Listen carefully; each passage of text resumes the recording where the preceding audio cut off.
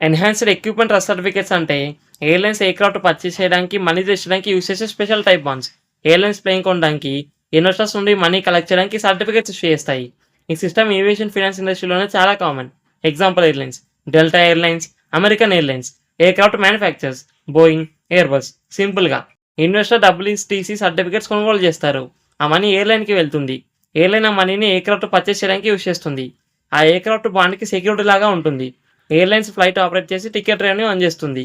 ఆ రెవెన్యూ నుండి ఇన్వెస్టర్స్‌కి ఇంట్రెస్ట్ పే చేస్తారు. మెచ్యూరిటీ టైంలో ప్రిన్సిపల్ రిటర్న్ చేస్తారు.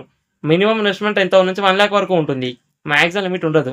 Individual investors, banks, mutual funds, institutional investors lakhs of crores వరకు ఇన్వెస్ట్ చేయొచ్చు.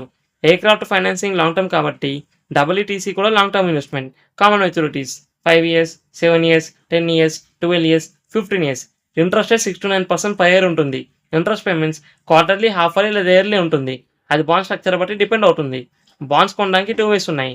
Stock exchanges like NSC, BSC limited కొన్ని లిస్టెడ్ బాండ్స్ మాత్రమే. డైరెక్ట్ ప్లాట్‌ఫామ్స్ లేదా ఇన్స్టిట్యూషన్స్ చాలా బాండ్స్ బ్యాంక్స్, బ్రోకర్స్ లేదా బాండ్ ప్లాట్‌ఫామ్స్ ద్వారా డైరెక్ట్‌గా ఇష్యూ అవుతాయి. ఇంపార్టెంట్‌గా అన్ని బాండ్స్ ఎక్స్చేంజెస్‌లో దొరకవు. లిస్టెడ్ బాండ్స్ మాత్రమే దొరుకుతాయి. అండ్ అవి కూడా సమ్‌టైమ్స్ లో ట్రేడింగ్ ఉంటుంది.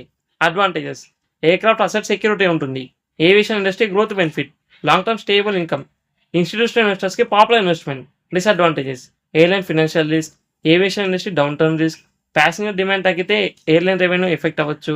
ఇంట్రెస్ట్ రేట్ చేంజెస్ బాండ్ ప్రైస్‌ని ఎఫెక్ట్ చేస్తాయి. ఇలాంటి ఫైనాన్షియల్ టాపిక్స్ కోసం ఛానల్‌ని సబ్స్క్రైబ్ చేసుకోండి.